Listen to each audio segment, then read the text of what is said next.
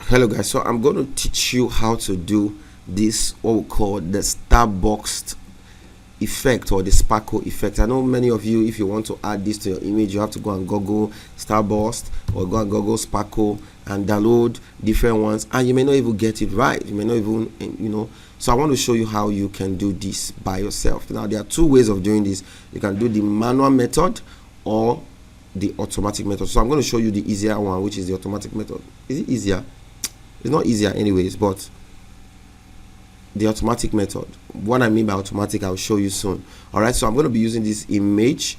All right, I'm going to add the Starburst effect here, just to add some vibes to this picture. Now this image is an image I'm editing currently, but I just cut out this part just to show you what I'm going to do here when I release the image. So but I want to show you guys the video ahead before you see the image, so you know what I did there. So let's go into the video. So I'm going to go to file, I'm going to new, and then I'm going to create a 5x5 5x5 image. So the first thing I'm going to do is to create a blank layer. Then I will come to the gradient. So the gradient, I'll just make sure I come to the basic gradient and choose the one that is from black to white. All right, so from black to white. All right, when I have that from black to white, I'll just make sure it's on linear. Then I'll come to this bottom and go up. So hold shift to be straight. So when I do that, it's going to create this gradient like this. All right, this gradient. So now the next thing I want to do is to come to filter, come to distort. I know many of us will not have used this before, but let's do it today. So this is wave. When I come to wave, all right, so I'm just going to show you, maybe I'll put this in a comment section, some values to use. All right, so I've just been experimenting with different ones to see what works for me. So this is the number of generators. You can choose how many. This is the type of wave you're going to create, either a triangle, a square, or a sine wave. Then you can choose the wavelength, the minimum or the maximum wavelength. You can choose the amplitude. All right, for those of you that did science, maybe you have an idea of what all these things mean. So now I'm just going to bring this down and just move the wavelength now and see. So you can see how the wavelength is increasing the size of the wave. Is increasing the size of the wave and making them blurrier. But with a smaller maximum wavelength, you have a sharper edge, wave. But I don't know if you get what you see. Just look at this area, you see what I'm trying to say. Then let's see the amplitude. So if you move the amplitude around, you can either make the height of the wave long or make the height of the wave short. So if I want the height of the wave to be short, and you can see that the more you make it shorter, the less of contrast you have, but the higher the amplitude, the more contrast you have. So you just have to look at that to decide what you want. So I don't want all the way to the top, so I want something around, let's say around this 100 and something, because I want to see the edge. I don't want something, so I want this to see the edge, the tip of the wave. So I like this. I think I like this. So the scale, you can either you can work on the scale, the scale, either the horizontal or the vertical scale. So but just follow what I have here. All right, so this is wrap around and this is repeated edge pixel. So just leave it on this. So you can take a screenshot of this so that you'd be able to set yours this way. I think this is okay. I'll just press okay. So when I do that, you see that the wave has been created. So the next thing I want to do is that I'll come to that filter, come to distort, and I'll come to polar coordinates. When I come to polar coordinates, you can see how the polar coordinate works, and I'm going to press okay. So you can see how the polar coordinate has turned this into more of like a spiral thing. So I can bring it down. All right, so this one I have here, if I want the edges to be more pronounced, I can just come to I can just press Ctrl L. It will give me hold on, I'll press Ctrl L. It will give me the levels, all right, and then I can adjust the levels. I can make it brighter, I can make it darker, so it can either reduce or increase. So you can actually adjust, hold on, okay, yeah, just these 3 legs, you can actually adjust that. But well, this is the automatic method, so most times you are not really in full control of how the entire light burst, you cannot really control it so much. So I'm going to show you the other method, which is the manual method. So with this now, I can easily drag this to my image. Okay, so this is my image. I can drop and I'll change it from normal, I'll change it to screen.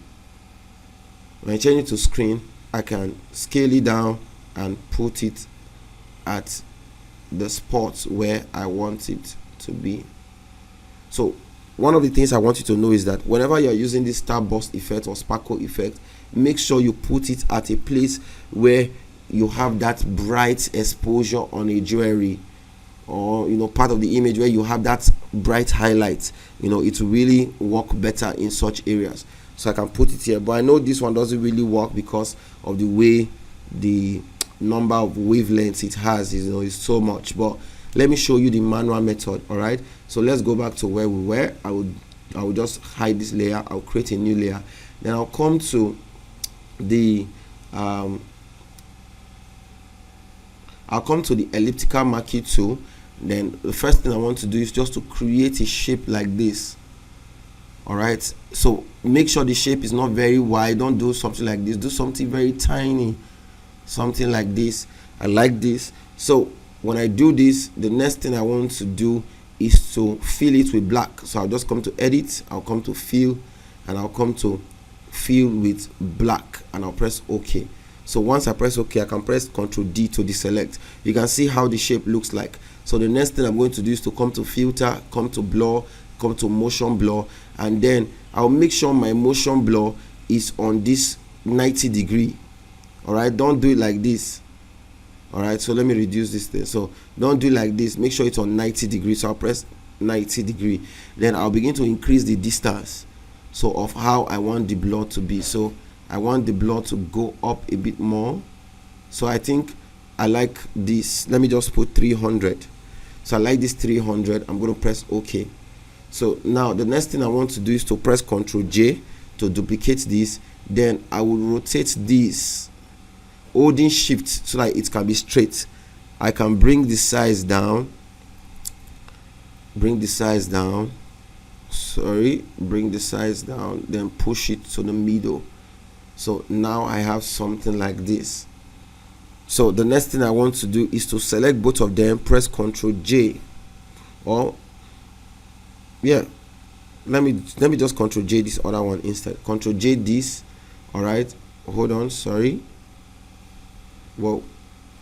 Okay, so I can turn this one around like this. Whoa.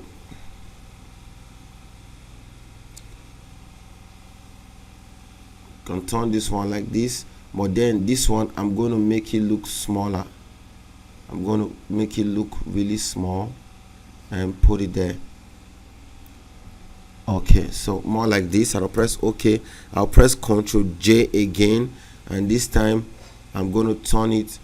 I'm going to turn it the other way. Nice. So now I have more of like my Starburst effect. This is manually created.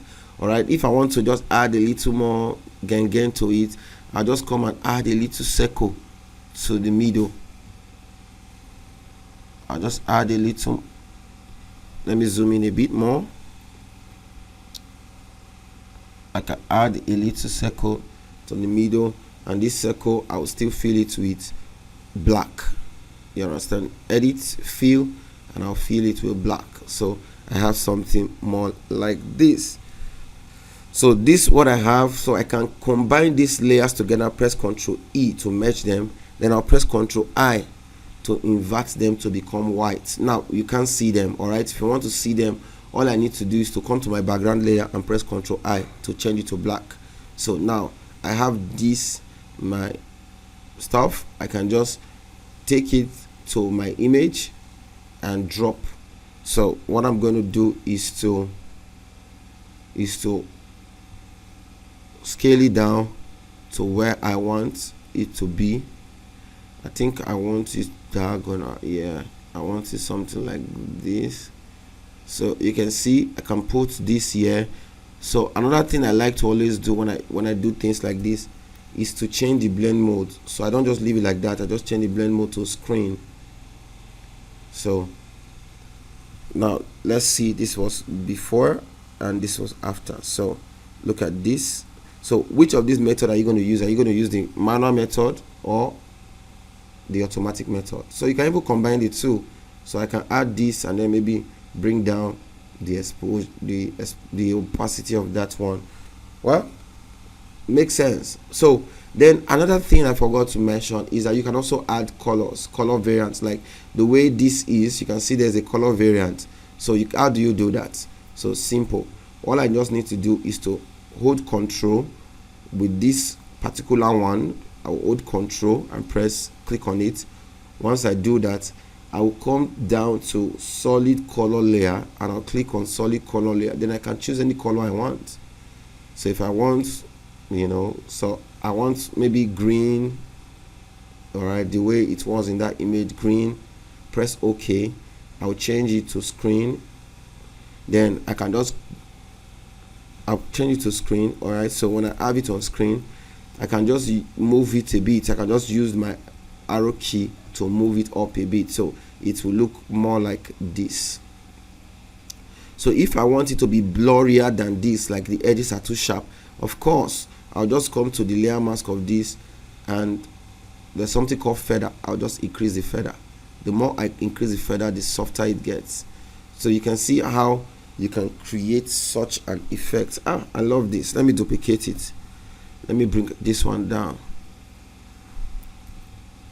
and then change the color to, I want to change it to a color from the outfit. I think I like the idea. Let me change it to this red. Then let me change this top one to the gold. Of course, this is what we have.